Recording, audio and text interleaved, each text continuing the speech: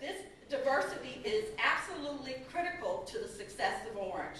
My motto is one size does not fit all. Remember, Orange is both suburban and urban, and we try desperately to meet all of those needs. We are stabilizing neighborhoods, as I explained before. We're creating new neighborhoods. Included in that is our Transit Village. The Transit Village, first project in the Transit Village will be 75% market rate and 25% affordable. So again, I believe diversity is the answer to the question. We are very cognizant of the projects that we do. For the most part, we are not displacing people in the city of Orange. Thank you. We are, in some ways, the unauthorized leader of Orange's Renaissance. We've been at it for 26 years. We're now on our 5th mayor, and we're still at it. So the way we view community development is really from the neighborhood up. And to my mind, what I've learned is that there's 3 phases to a community's revival, and I would call those stabilization, where neighborhoods become stable and people might decide that, wow, I do want to stay here.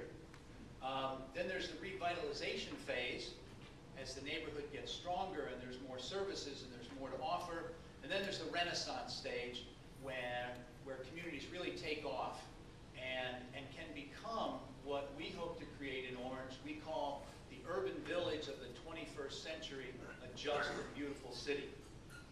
So Hans' approach includes strategic real estate development, engaging residents in the public sector in a broader vision for neighborhoods and the community at large, attracting innovators, entrepreneurs, artisans, and community builders as our partners, and lastly, creating systemic change that will support this work for the long haul. So, to some extent, a revived economic base can lift all households. That if households are not excluded, not displaced, we can all benefit from the lifted economic base. But the question is one of participation. So I think participation needs to be at the heart of what we call equitable development and the policies that we think support equitable development. Hans, in 2003, 2001, 103 people came together in the Orange High School cafeteria under the banner of Orange Model City 2010 and said, by the time 2010 comes to a close, people are going to be saying, how did Orange, New Jersey come to be such a fantastic place? Now, 9.5 years should be enough time to create a renaissance in a small city, but a few things intervened.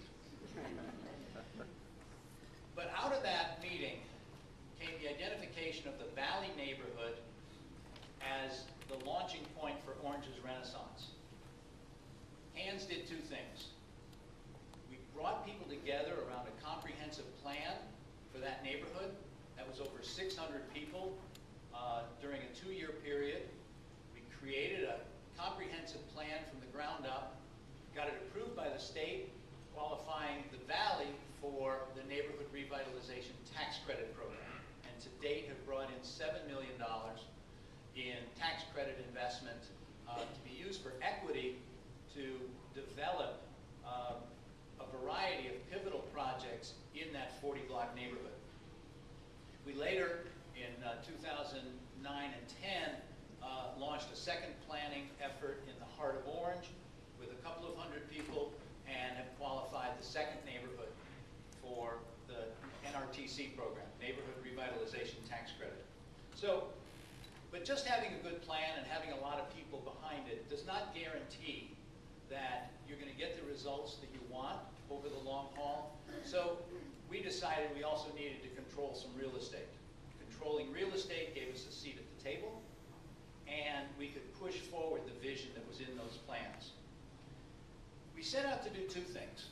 We set out to create economic development and affordable home ownership.